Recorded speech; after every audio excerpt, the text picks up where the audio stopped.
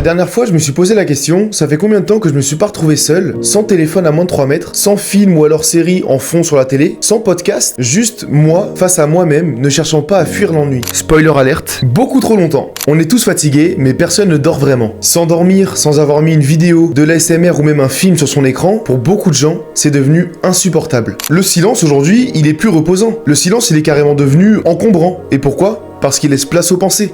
Mais pourquoi on fuit nos pensées ? Le soir, le vrai problème, c'est pas la fatigue, c'est le face-à-face. La journée, t'as des excuses, du bruit, des gens qui te parlent, des tâches à réaliser, ton boss qui te parle de 8h à 18h. Mais le soir, t'as plus rien pour te cacher. Tu te retrouves juste seul, toi, ton lit et ton cerveau qui se met à chauffer. On sait pas pourquoi. Et c'est là que ça commence. Parce que les pensées du soir, c'est jamais chill, en tout cas pour ma part. C'est jamais, tiens Matar, je suis fier de toi aujourd'hui, t'as bien réalisé tes tâches. C'est plutôt, pourquoi j'ai pas fait ça ? Oh, j'aurais dû dire ça. Mais ils en sont où les autres dans leur vie parce que moi j'avance pas. Des pensées que t'as mis en sourdine la journée. Mais le cerveau, il a une règle simple. Tout ce que tu ignores la journée, tu peux être sûr qu'il te le balancera la nuit. Alors ton téléphone, il se met à jouer la sortie de secours. C'est la petite porte qui se trouve dans ton cerveau avec écrit « Exit ». Parce que dès que tu l'ouvres, t'as plus besoin de penser, t'as plus besoin de ressentir, t'as juste besoin de regarder.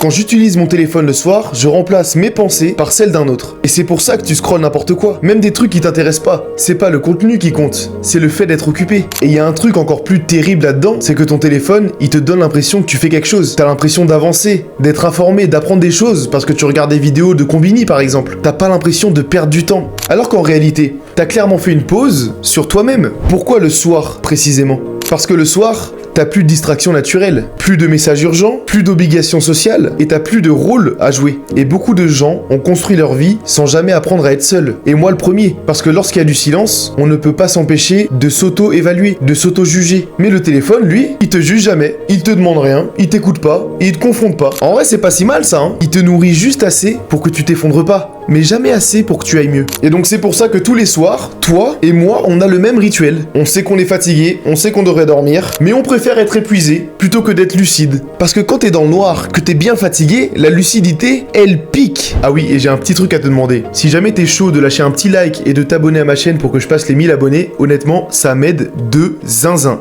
Voilà, je ferme la parenthèse et on continue la vidéo. Alors je récap, on est tous fatigués mais personne ne dort. Mais quand je vous parle de fatigue, je parle pas du « Ah j'ai mal dormi cette nuit ». Je parle pas non plus du « Ah j'ai trop travaillé cette semaine, du coup faut que je dorme ». Non, non, non. Là je vous parle de la fatigue de fond, la fatigue permanente. La fatigue où même quand tu dors, tu te réveilles et t'es épuisé. Et le pire, c'est que tout le monde croit dormir à ce moment-là. Nous, on ferme les yeux. Mais le cerveau, lui, il travaille constamment. Avant, quand t'étais fatigué, c'était logique. Tu bossais, t'étais fatigué. Tu faisais du sport, t'étais fatigué. Tu sortais, t'étais fatigué. La fatigue, c'était la conséquence directe à une journée stimulante physiquement. Et surtout, quand t'étais fatigué, bah tu dormais.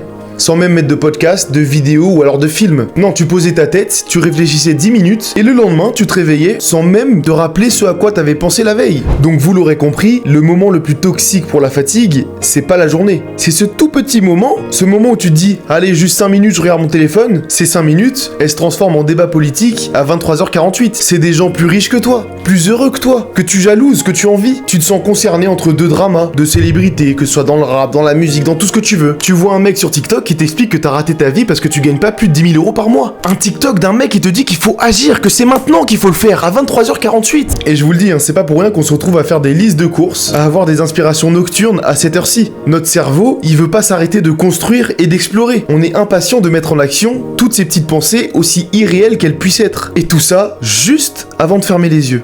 Et après, je m'étonne que mon cerveau me dise « Dormir, mais frérot, je suis en alerte max là, je suis peut-être en train d'avoir l'idée du siècle !» Alors toi, à ce moment-là, qu'est-ce que tu vas faire ? Tu vas ressortir ton téléphone, rédiger l'idée dans tes notes, et peut-être même que tu vas aller te renseigner sur YouTube, sur TikTok, sur Internet, pour voir si ton idée, elle est réalisable. Et une fois que t'auras fini tout ça, que t'auras eu toutes les réponses à tes questions, tu vas juste te dire « Tiens, je vais checker si j'ai pas des petites notifs. Mon meilleur pote m'a envoyé un TikTok. Hop, je regarde le TikTok, je lui réponds, je reviens dans mes pour toi, et me voilà à scroller pendant 2 heures. Au final, t'auras perdu 2 heures de sommeil parce que t'auras juste zappé que 10 minutes plus tôt, t'étais sur le point de t'endormir. Le scroll, ça a jamais été du repos. Peut-être que le scroll, ça te détend physiquement, mais psychologiquement, je te promets que c'est tout sauf reposant ce qui peut se passer là-dedans. En moyenne, sur 1 heure passée à scroller sur TikTok, c'est 120 vidéos, qu'elles soient motivantes, inspirantes, drôles ou juste informatives. Et c'est 240 vidéos si c'est des vidéos de moins de 15 secondes. Alors imaginez juste la quantité d'informations qu'il faut à votre cerveau pour absorber tout ça, le traiter et le ranger dans les bonnes cases. Vous lui en demandez beaucoup trop pour une simple heure de scroll. Donc à ce moment-là, tu essaies même plus de repousser le seul moment que tu auras dans la journée pour t'endormir. T'essaies carrément de l'effacer. En moyenne, après une heure de scroll sur TikTok, on met 20 à 60 minutes de plus que de s'endormir sans écran. Et ça, c'est en partie à cause de la surcharge cognitive qu'on reçoit. En une heure, ton cerveau il va avaler entre 150 et 300 micro-stimulations. Chaque vidéo, c'est un mini nouveau monde à analyser. Résultat, le cerveau il reste en mode veille active et pas repos. Et ces moments de repos, je vous assure qu'on en a besoin. Et on va arrêter de se mentir, hein. Les applications, elles veulent tout sauf notre sommeil. Ce qu'elles veulent, c'est notre attention. Même fatigué, même à 1%, même à moitié conscient, ton dernier scroll, c'est leur victoire. Elles préfèrent que tu sois distrait, épuisé, accro, plutôt que tu sois en forme et lucide. Parce qu'écoutez bien, ça vient de mon cerveau. Un cerveau fatigué, c'est un cerveau qui ne résiste pas. Oh, c'est bon.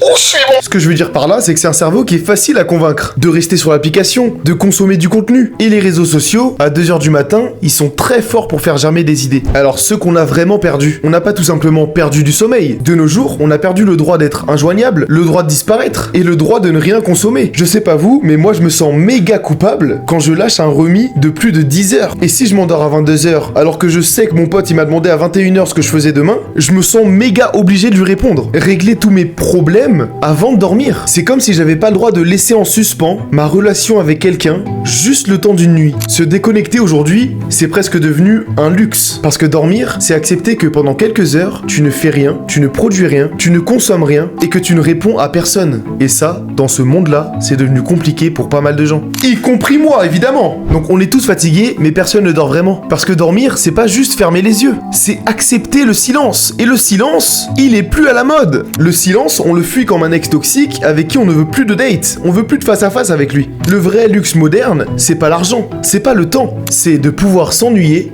sans sortir d'écran. Et si en 2026 t'arrives encore à faire ça, alors bravo, je tire mon chapeau. Oui, mes vanilles sont carrément gâtées, c'est pour ça que je porte une casquette, voilà. Bref, mais si t'y arrives plus, t'inquiète, t'es juste normal. Si t'as kiffé la vidéo, je t'invite à commenter dodo, ça boostera mon référencement, et qui sait, peut-être que bientôt je pourrai franchir la barre des 1000 abonnés. Merci à toi d'avoir regardé, Only Kiff, It's Patient.